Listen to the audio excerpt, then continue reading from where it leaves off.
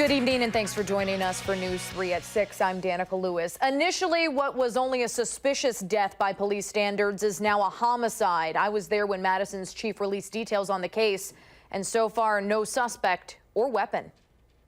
The scene is very chaotic. That scene at this apartment complex on Trails Way on the city's north side.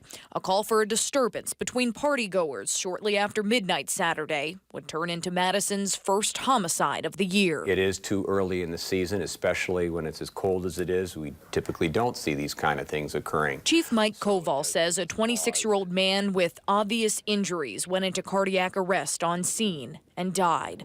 Koval believes around 10 people were partying and drinking leading up to the incident, and now investigators are sorting through conflicting stories from witnesses, trying to figure out if weapons were used and who the suspect might be.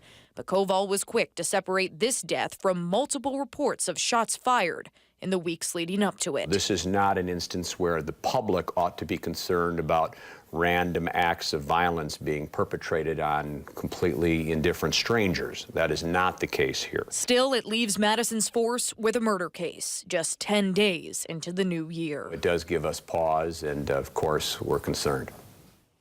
Now, an autopsy began this morning. That will tell investigators exactly what led to this man's death. Again, while police don't have anyone in custody, Chief Koval says this is an isolated incident and the public is not in any danger. We spoke to one man living around there who saw the scene play out.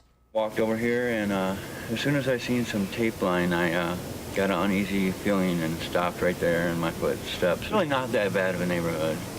Unfortunately, crime can happen just about anywhere, unfortunately.